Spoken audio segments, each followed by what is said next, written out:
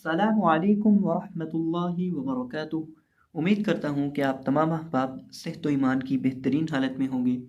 तो आज हमारा नूरानी कायदे की छठी तख्ती के पहले हिस्से का सबक है और आज के हमारे सबक का आज की हमारी तख्ती का जो उन्वान है वो है हरकात और तनवीन की मशक।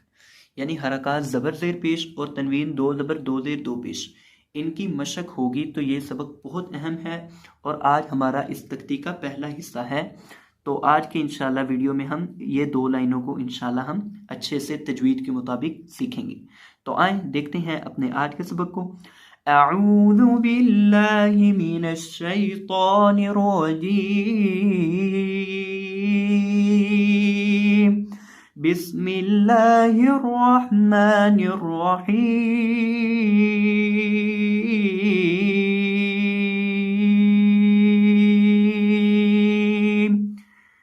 हमदा ज़बर आ, बा ज़बर बा, आबा, दाल दो ज़बर दन, आबादन। हमदा ज़बर आ, बा ज़बर बा, आबा, दाल दो ज़बर दन, आबादन। अब यहाँ हमारे पास इस लफ्ज़ के अंदर पहला हरफ है हमजा, दूसरा है बा और तीसरा है दाल। हमजा, बा और दाल। अब जो हमजा और बा है इसको पढ़ते वक्त हम लंबा करके नहीं पढ़ेंगे। यानी जब हम हमजा को पढ़ेंगे तो ना तो हम हमजा को लंबा करेंगे और जब हम बा को पढ़ेंगे और ना ही हम बा को लंबा करके पढ़ेंगे। और दाल तो ऐटोमेटिकली उसके ऊपर तो दो ज़बर की तनवीन है, उसको तो लंबा किया ही नहीं जा सकता। तो इसको हम पढ़ेंगे आबादन, आबादन। इस तरह बाद लोग पढ़ देते हैं, तो ये चीज़ गलत है। इन चीज़ों से आपने बचना है, ये गलतियाँ नहीं करनी। और इसी तरह आमतौर पे ये जो तनवीन है दो ज़बर की, यहाँ आमतौर पे लोग इसको गुन्ना करके पढ़ देते हैं, आबादन, आबादन। तो ये भी गलती है, ये भी मिस्टेक है, आपने इससे भी बचना है। इसको पढ़ना है आबादन, आबादन, सिंपल आबादन। हमजा ज़बर आ, हा ज़बर हा, आहा, दाल दो पेश दुन, आहादुन। हमजा ज़बर आ, हा ज़बर हा, आहा, दाल दो पेश दुन, आहादुन। अब यहाँ हमने पढ़ना है आहादुन, आहादुन। हा जो है इसको हमने हलक के बीच से अदा करना है, हलक के दरमियान से, वस्ते हलक से। इसकी आवाज़ आएगी आहा, आहादुन, आहादुन, आहादुन नहीं आहादुन। यानी हा को हम हलक के दरमियान से अदा करेंगे। और इसी तरह यहाँ भी हमने दो दाल की पेश नज़र आ रही है, हमें दो पेशें नज़र आ रही हैं। इसके ऊपर एहतियात करना है कि हमने यहाँ गुन्ना नहीं होने देना। आहादुन इस तरह नहीं, आहादुन। हमदा ज़बर आ, खौ ज़बर खौ, आखौ, ज़ाल ज़बर ज़ा, आखौज़ा। हमदा ज़बर आ, खौ ज़बर खौ, आखौ, ज़ाल ज़बर ज़ा, आखौज़ा।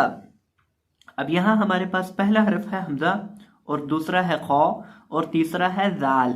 अब यहाँ हमारे पास तनवीन नहीं है। जो पिछले दो लफ्ज़ हमने पढ़े थे उनके अंदर हमारे पास तनवीन थी। पहले लफ्ज़ के अंदर हमारे पास दो ज़बर की और दूसरे लफ्ज़ के अंदर हमारे पास दो पेश की तनवीन थी। लेकिन ये जो तीसरा लफ्ज़ है इसके अंदर हमारे पास तनवीन नहीं है। इसके अंदर तीनों हरूफ के ऊपर ज़बरें हैं, हमजा के ऊपर भी, खौ के ऊपर भी और दाल के ऊपर भी। तीनों हरफों के ऊपर, तीनों लफ्ज़ों के ऊपर ज़बर है। तो यहाँ हम पढ़ेंगे आखौज़ा, आखौज़ा। किसी भी हरफ को हम लंबा नहीं करेंगे, खींच कर नहीं पढ़ा जाएगा। आखौज़ा इस तरह नहीं पढ़ना। आमतौर पे ये गलती की जाती है और अक्सर लोग ये गलती करते हैं, लेकिन आपने इस तरह नहीं पढ़ना। इसको पढ़ना है आखौज़ा। और इसी तरह जब आपने खौ को पढ़ना है तो खौ को आपने पुर करके पढ़ना है और दाल को आपने नरमी के साथ पढ़ना है। हमजा ज़बर आ, दाल देर दी, आदि, नून ज़बर ना, आदि ना। हमजा ज़बर आ, दाल देर दी, आदि, नून ज़बर ना, आदि ना। हमजा ज़बर आ, दाल देर दी, आदि, नून ज़बर ना, आदि ना। अब यहाँ देखें, यहाँ हमजा के ऊपर ज़बर है, ज़ाल के नीचे ज़ेर है और नून के ऊपर भी ज़बर है। यानी हमजा और नून इनके ऊपर ज़बर है लेकिन ज़ाल के नीचे ज़ेर है। तो हम हमजा और ज़ाल और इसी तरह नून, इन तीनों में से किसी भी हरफ को खींचेंगे नहीं क्योंकि यहाँ ज़बर है। देखें, ज़बर, ज़ेर और पेश वाले तीनों किसी किस्म के भी हरफ को हम लंबा नहीं करते। तो यहाँ हम पढ़ेंगे आदीना, आदीना, आदीना इस तरह नहीं, या आदीना इस तरह नहीं पढ़ेंगे, ये गलती की जाती है। ये गलत पढ़ने की सूरतें मैं आपके सामने इसलिए रखता हूँ ताकि आपको इन चीज़ों की आगाही हो कि आपने गलत नहीं पढ़ना, सही पढ़ना है। हमजा ज़बर आ, मीम ज़बर मा, आमा, रौ ज़बर रौ, आमा रौ। हमजा ज़बर आ, मीम ज़बर मा, आमा, रौ ज़बर रौ, आमा रौ। हमजा ज़बर आ, मीम ज़बर मा, आमा, रौ ज़बर रौ, आमा रौ। अब यहाँ इस लफ्ज़ के अंदर भी तीनों हरूफ के ऊपर ज़बर है, हमजा मीम और रौ तीनों के ऊपर ज़बर है, यानी हमजा मीम रौ इन तीनों में से किसी हरफ को लंबा करके नहीं पढ़ा जाएगा, तीनों में से किसी भी हरफ को हमने खींच के नहीं पढ़ना। और दूसरे नंबर पे हमारे पास जो रौ है देखें उसको सबद रंग में लिखा गया है, जितने भी हरूफ सबद रंग में लिखे हैं उनको हमने मोटा करके पढ़ना है। देखिए यहाँ भी हमारे पास जो सेकंड लास्ट हमने पढ़ा है ये खौ, इसके अंदर भी हमारे पास ये भी सबद रंग के अंदर लिखा है, यहाँ भी हमने इसको मोटा करके पढ़ा। और यहाँ रॉ भी सबद रंग के अंदर लिखा है, यहाँ भी हम इसको मोटा करके पढ़ेंगे। देखिए रॉ को हमेशा मोटा करके नहीं पढ़ा जाता, रॉ को बसा औकात मोटा पढ़ा जाता है और बसा औकात रॉ को बारीक करके पढ़ा जाता है। जब रॉ के ऊपर ज़बर हो या रॉ के ऊपर पेश हो तब इसको मोटा करके पढ़ा जाता है, और जब रॉ के नीचे देर हो तो फिर रॉ को बारीक पढ़ा जाता है। अब यहाँ देखें यहाँ ज़बर है ना, इसलिए हम यहाँ रॉ को मोटा करके पढ़ेंगे, आमा रॉ, आमा रॉ, आमा रा नहीं, आमा रॉ। हमजा ज़बर आ, नून ज़बर ना, आना, हमजा ज़बर आ, नून ज़बर ना, आना। अब यहाँ देखिए अगर आप गौर करें तो इस लफ्ज़ के अंदर हमारे पास तीन हरूफ हैं, एक अलिफ है, एक नून है और एक दोबारा फिर अलिफ है। लेकिन ये जो हमारे पास नून के बाद अलिफ लिखा है इसको हमने पढ़ना नहीं है, ये सिर्फ लिखने में आता है। ये कुछ चीज़ें होती हैं जो रस्मुल खत से ताल्लुक़ रखती हैं, वो लिखने में आती हैं लेकिन उनको पढ़ा नहीं जाता। तो इसी तरह यहाँ भी हमारे पास ये जो नून के बाद अलिफ है इसको लिखा जाता है लेकिन पढ़ा नहीं जाता, इसको हम पढ़ेंगे नहीं। ये देखिए ये यहाँ लिखा है पढ़ा नून, यानी ये जो नून है इसको हम लंबा करके नहीं पढ़ेंगे, ये पढ़ा नून है। हमजा ज़बर आ, नून ज़बर ना, आना, आना। उर्दू के अंदर जब हम इस लफ्ज़ को पढ़ते हैं तो उर्दू में हम इसे अना बोलते हैं, लेकिन अरबी में आना पढ़ा जाता है। बाद बरबा, खौ दिरखी बाकी, लाम दबल्ला, बाकी ला, बाद बरबा, खौ दिरखी बाकी, लाम दबल्ला, बाकी ला। अब इस लफ्ज़ के अंदर हमारे पास जो बा और लाम है इसको बारीक पढ़ा जाएगा, लेकिन जो दरमियान में खौ है ये सबद रंग में लिखा है, इसको हम मोटा करके पढ़ेंगे क्योंकि ये मोटे हरूफ में से है। तो क्या पढ़ेंगे, बाखीला, बाखीला, इस तरह नहीं पढ़ेंगे, लाम को खींचेंगे नहीं, ना बा को, ना खौ को और ना ही लाम को, तीनों में से किसी भी हरफ को खींचेंगे नहीं। बाद बरबा, रौ ज़बर रौ, बारौ, रौ ज़बर रौ, बारौ रौ, ता दो देर तीन, बारौ रौ तीन।